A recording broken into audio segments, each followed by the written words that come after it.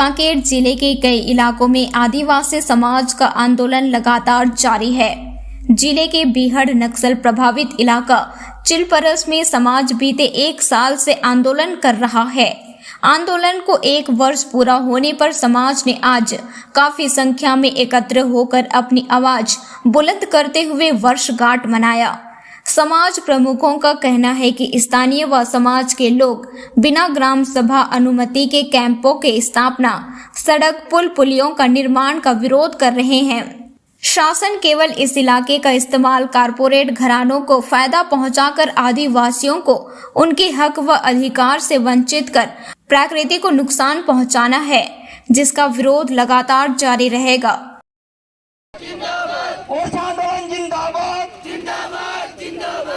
साथियों न कोई तरी तवड़की मत भाषण हिला ना कुनचुन।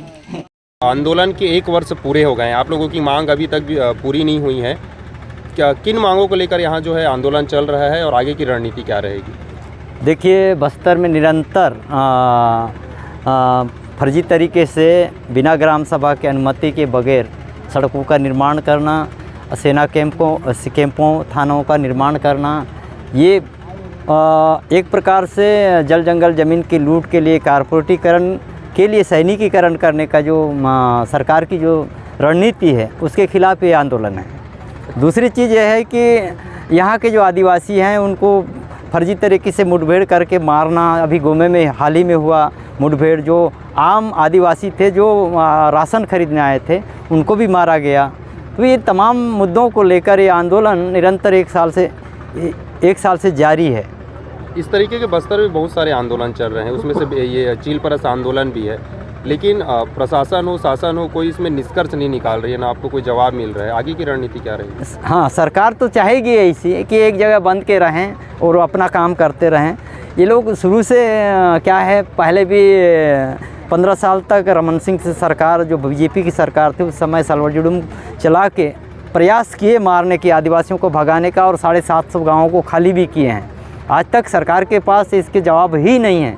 और जिन फर्जी मुठभेड़ हुए रमन सिंह सरकार के समय में, उनका भी जांच रिपोर्ट आने के बाद भी भूपेश सरकार ने भी उन पर कोई कार्रवाई नहीं की। अब दोबारा बीजेपी सरकार आके पुनः उस मुद्दे को एक प्रकार से, मैं तो कहना चाह रहा हूँ कि शायद दूसरा सलवाजुडुम का दूसरा पार्ट शुरू करने वाले हैं।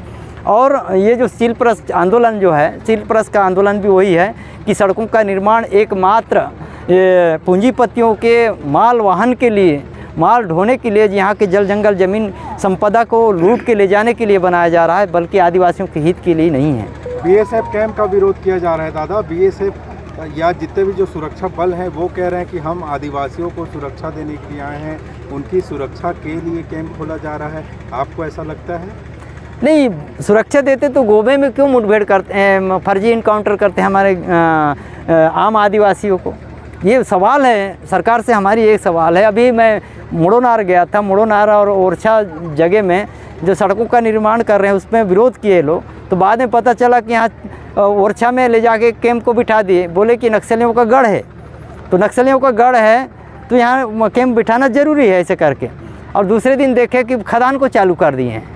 तो सारी चीज़ मतलब एक्सपोज हो चुका है सरकार की रणनीति। हमको आम आदिवासियों को पता चल चुका है कि ये जितने जो सैनिकीकरण हो रहा है, कैंपों का निर्माण हो रहा है, मिलिटराइजेशन हो रहा है, उसका मतलब सीधा है कि वो पूंजीपतियों को सुरक्षा देने के लिए है। ऐसा लगता है कि आदिवासियों के खात्मे के नाम पे, माओवादियों के खात्मे के नाम पे आदिवासियों का खात्मा किया जा रहा है? नहीं, एकदम बिल्कुल परफेक्ट है ये।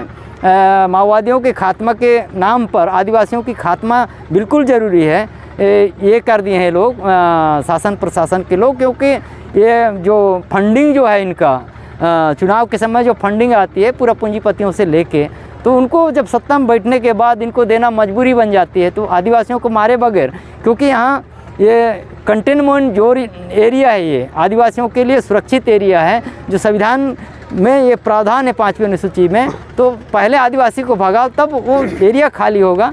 रमन सिंह ने 750 गाँव पहले ही खाली कर चुके हैं। अभी पुनः बस्तर में ये खाली होने की कोई देरी नहीं है, क्योंकि दिन ब दिन कैंपों का निर्माण कर रहे हैं, बढ़ा रहे हैं, बोल रहे हैं कि हम माओवाद ख़त्म कर रहे हैं।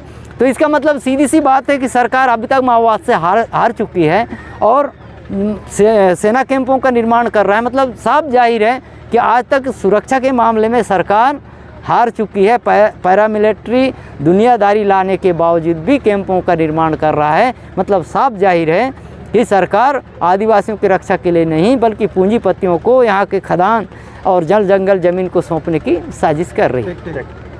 आप लोगों को क्या कारण लगता है कि मांगे पूरी नहीं हो रही? मैं सबसे पहले आप लोगों का चैनल को धन्यवाद देना चाहूँगी। और जो आज छिलपरास का जो वर्षगांठ के रूप में हम जो आंदोलन मना रहे हैं वो एक ही कारण है, जो हमें बिना ग्राम सभा के जो प्रस्तावित जो ये रोड है और पुलिया है उसी को लेकर आज हम यहाँ छिलपरास में आंदोलनरत हैं। और शासन प्रशासन आज तक के हमारी जो मांग है पूरा नहीं किए हैं। हम चाहते हैं कि शासन हमारे जो मांग है उसको पूरा करे और समझौता कर ले। जब तक के हम ग्राम सभा का जो प्रस्ताव नहीं देते हैं तब तक के कोई भी हमारी 6वीं अनुसूचित क्षेत्र में हो चाहे 5वीं अनुसूचित क्षेत्र में हो वो प्रस्ताव पारित ना करे।